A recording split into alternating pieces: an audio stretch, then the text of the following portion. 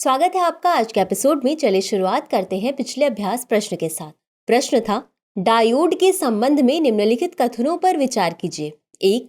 Diode का प्राथमिक उद्देश्य पीएन जंक्शन डायोड का उपयोग करके धारा को केवल एक दिशा में प्रवाहित करने में सहायता प्रदान करना है। 2. अर्धचालक के धनात्मक पक्ष में इलेक्ट्रॉनों की अधिकता होती है जबकि ऋणात्मक पक्ष में होल की अधिकता होती है। उपर्युक्त में से कौन सा या कौन से कथन सही है या सही है? ए केवल एक, बी केवल दो, सी एक और दो दोनों, डी न तो एक और न ही दो। इस प्रश्न का सही उत्तर है विकल्प ए केवल एक। चलिए अब देखते हैं इसके विश्लेषण को।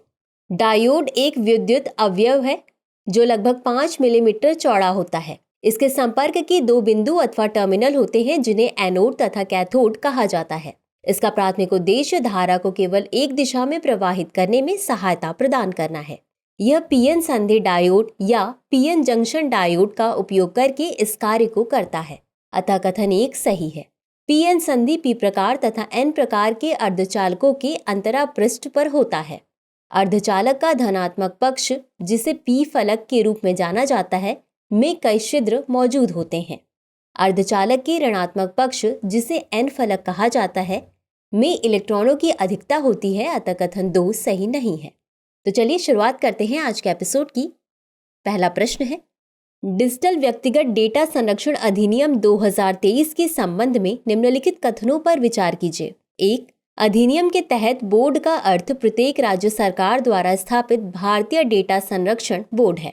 2. सहमति प्रबंधक बोर्ड द्वारा पंजीकृत एक व्यक्ति है जो डेटा प्रिंसिपल के सुलभ, पारदर्शी और अंतर संचालित सहमति प्रबंधन की सुविधा प्रदान करता है, जिसमें सहमति देना, समीक्षा करना और सहमति वापस लेना शामिल है। 3. डेटा प्रत्ययी एक व्यक्ति या समूह को संदर्भित करता है जो स्वतंत्र रूप से या दूसरों के सहयोग से व्यक्तिगत डेटा को संसाधित करने के उद्देश्य और तरीकों को तय करता है। उपर्युक्त में से कितने कथन सही हैं? ए केवल एक, बी केवल दो, सी सभी 3, डी इनमें से कोई भी नहीं। इस प्रश्न का सही उत्तर है विकल्प सी सभी 3। चल अब देखते हैं इसके विश्लेषण को। डिजिटल व्यक्तिगत डेटा संरक्षण अधिनियम 2023 बोर्ड का अर्थ धारा 18 के तहत केंद्र सरकार द्वारा स्थापित भारतीय डेटा संरक्षण बोर्ड है। अतः कथन एक सही है। सहमति प्रबंधक का अर्थ बोर्ड के साथ पंजीकृत एक व्यक्ति है। यह एक सुलभ, पारदर्शी और इंटर ऑपरेबल प्लेटफॉर्म के माध्यम से डेटा प्रिंसिपल को अपनी सहमति देता है, साथ ही उसे प्रबंधित करने, समीक्षा करने और वापस लेने में सक्षम बनाने के लिए संपर्क के एकल बिंदु के रूप में कार्य करता है। अतः कथन 2 सही है।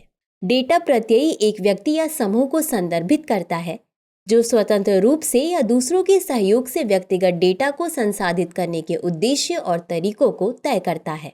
अतः कथन 3 सही है। अगला प्रश्न है, निम्नलिखित युग्मों पर विचार कीजिए जिसमें एक तरफ स्थान और दूसरी तरफ देश दिए गए हैं। 1. Erbil Iraq, 2. Libreville Gabon, 3. Isfahan Afghanistan.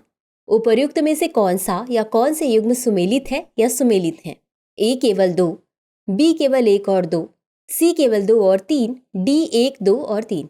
इस प्रश्न का सही उत्तर है विकल्प बी केवल 1 और 2। चलिए अब देखते हैं इसके विश्लेषण को। एरबिल इराक के कुर्दिस्तान क्षेत्र की राजधानी और सबसे अधिक आबादी वाला शहर है। अतः युग्म 1 सुमेलित है। लिब्रेविले गैबॉन की राजधानी और सबसे बड़ा शहर है।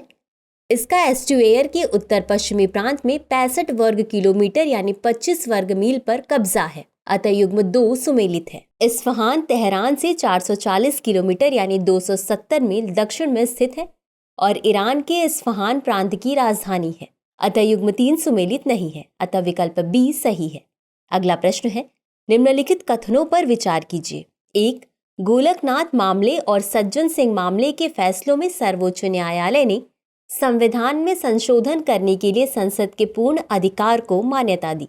2. शंकरी प्रसाद मामले में सर्वोच्च न्यायालय ने फैसला सुनाया कि मौलिक अधिकारों में संशोधन करने का अधिकार केवल संविधान सभा को है, संसद को नहीं।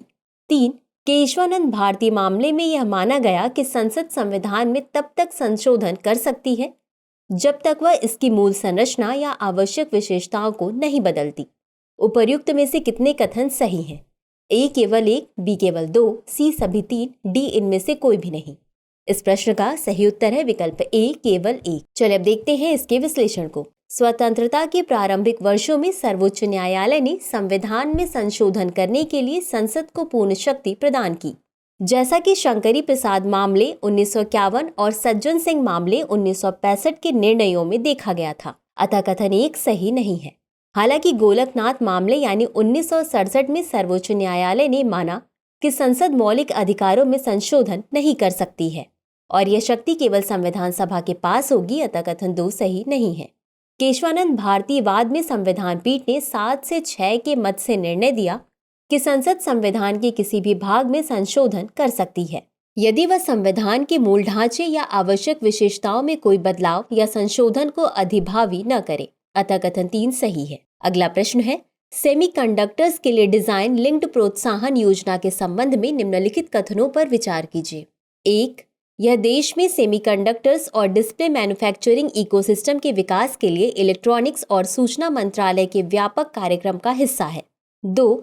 योजना के लाभार्थियों को प्रोत्साहन का दावा करने के बाद 3 वर्ष तक निवासी भारतीय नागरिकों और उनके द्वारा नियंत्रित भारतीय कंपनियों द्वारा 50% से अधिक स्वामित्व बनाए रखते हुए घरेलू स्थिति बरकरार रखनी होगी। उपर्युक्त में से कौन सा या कौन से कथन सही है या सही है? ए केवल एक, बी केवल दो, सी एक और दो दोनों, डी न तो एक और न ही दो। इस प्रश्न का सही उत्तर है विकल्प सी, एक और दो दोनों। चलिए अब देखते हैं इसके विश्लेषण को। डिजाइन से जुड़ी प्रोत्साहन योजना। डिजाइन लिंक्ड प्रोत्साहन यानी DLI योजना देश में सेमीकंडक्टर्स और डिस्प्ले मैन्युफैक्चरिंग इकोसिस्टम के विकास के लिए सूचना मंत्रालय के व्यापक कार्यक्रम का हिस्सा है। अतः कथन एक सही है। इस योजना के तहत प्रोत्साहन का दावा करने वाले स्वीकृत आवेदकों को अपनी घरेलू स्थिति बनाए रखने के लिए 3 वर्ष की अवधि हेतु प्रोत्साहित किया जाएगा। अतः कथन 2 सही है। बता दें कि इसमें पूंजी का 50% से अधिक लाभकारी रूप से निवासी भारतीय नागरिकों और या भारतीय कंपनियों का स्वामित्व हो। अगला प्रश्न है, दूरसंचार अधिनियम 2023 के संबंध में निम्नलिखित कथनों पर विचार कीजिए। 1. यह एक प्राधिकरण प्रणाली की ओर आगे बढ़कर दूरसंचार नेटवर्क के लिए वर्तमान लाइसेंसिंग व्यवस्था को सरल बनाना चाहता है। 2. यह सरकार को अप्रयुक्त स्पेक्ट्रम वापस लेने की अनुमति देता है। उपर्युक्त में से कौन सा या कौन से कथन सही है या सही है? ए केवल एक, बी केवल दो, सी एक और दो दोनों, डी न तो एक और न ही दो। इस प्रश्न का सही उत्तर है विकल्प सी, एक और दो दोनों। चलिए अब देखते हैं इसके विश्लेषण को। दूरसंचार अधिनियम 2023। यह अधिनियम एक प्राधिकरण प्रणाली की ओर बढ़ते हुए दूरसंचार नेटवर्क के लिए वर्तमान लाइसेंसिंग व्यवस्था को सरल बनाने का प्रयास करता है। वर्तमान में दूरसंचार विभाग 100 से अधिक प्रकार के लाइसेंस, पंजीकरण और अनुमतियां जारी करता है तथा विधेयक उनमें से कई को एक ही प्राधिकरण प्रक्रिया में शामिल करने का प्रयास करता है। अतः कथन एक सही है। यह अधिनियम सरकार को अपर्याप्त कारणों से अप्रयुक्त स्पेक्ट्रम को वापस लेने की भी अनुमति देता है। साथ ही स्पेक्ट्रम को साझा करने, व्यापार करने एवं पट्टे पर देने का द्वार भी खोलता है। संस्थाएं अप्रयुक्त स्पेक्ट्रम को सरेंडर कर सकेगी, लेकिन इसके लिए उन्हें सरकार से भुगतान नहीं मिलेगा। अतः कथन 2 सही है। अगला प्रश्न है, खाद्य मूल्य सूचकांक निम्नलिखित में से किसके द्वारा जारी किया जाता है? ए. खाद्य एवं कृषि संगठन यानी FAO, बी. विश्व बैंक, सी. नीति आयोग, डी. अंतर्राष्ट्रीय मुद्रा कोष। इस प्रश्न का सही उत्तर है विकल्प ए, खाद्य एवं कृषि संगठन।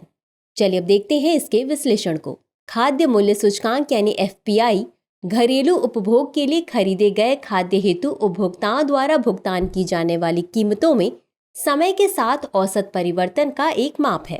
इसकी गणना संयुक्त राष्ट्र खाद्य और कृषि संगठन यानी FAO द्वारा की जाती है। यह अनाज, मांस, डेयरी उत्पाद, तेल तथा चीनी सहित खाद्य वस्तुओं की एक बास्केट की कीमतों पर आधारित है। अतः विकल्प ए सही है। अगला प्रश्न है, निम्नलिखित कथनों पर विचार कीजिए। 1. भारत ने 3 मूलभूत डिजिटल पब्लिक इंफ्रास्ट्रक्चर यानी DPI विकसित करने में उपलब्धि हासिल की है, जो सभी इंडिया स्टैक के माध्यम से डेटा एम्पावरमेंट प्रोटेक्शन आर्किटेक्चर यानी DEPA पर बनाए गए हैं। 2.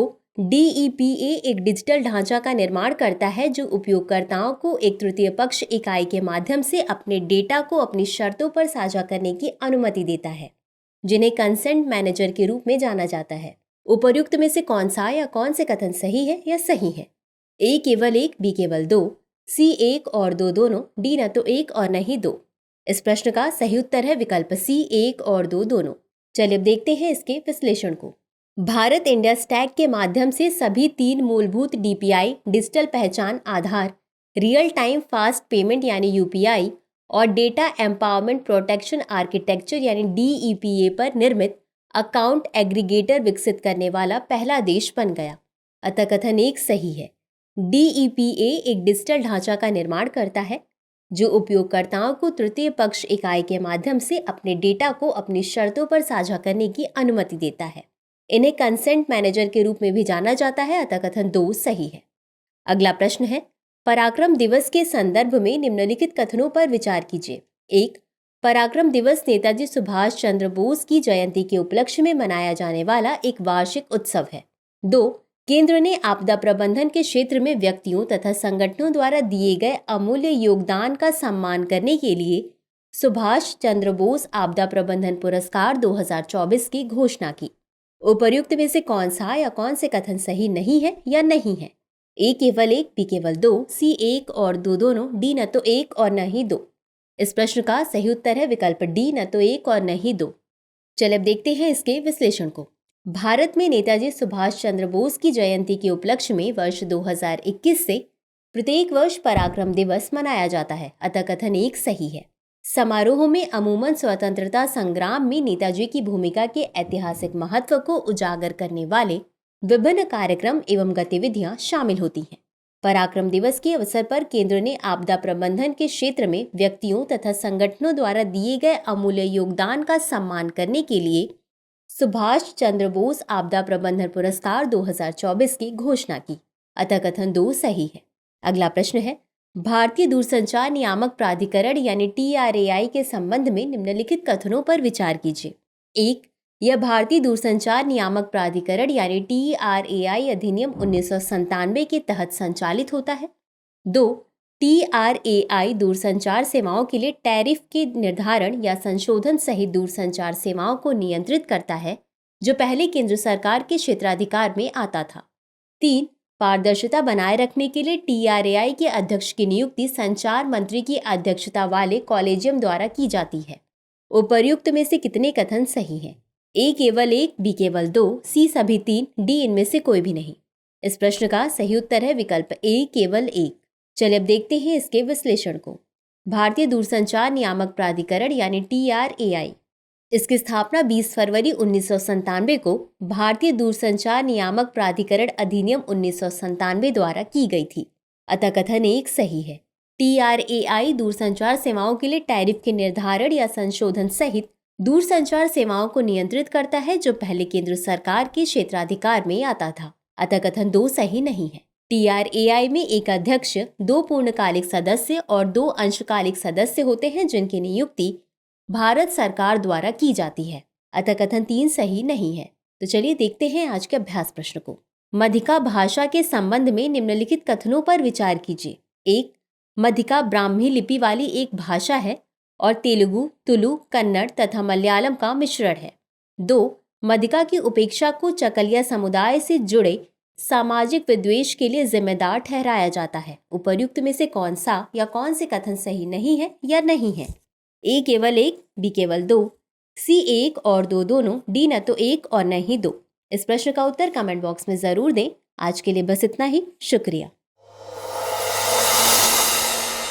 डियर व्यूअर्स, अपने एग्जाम की तैयारी को और बेहतर करने के लिए हमारे चैनल को लाइक, शेयर और सब्सक्राइब करना न भूलें।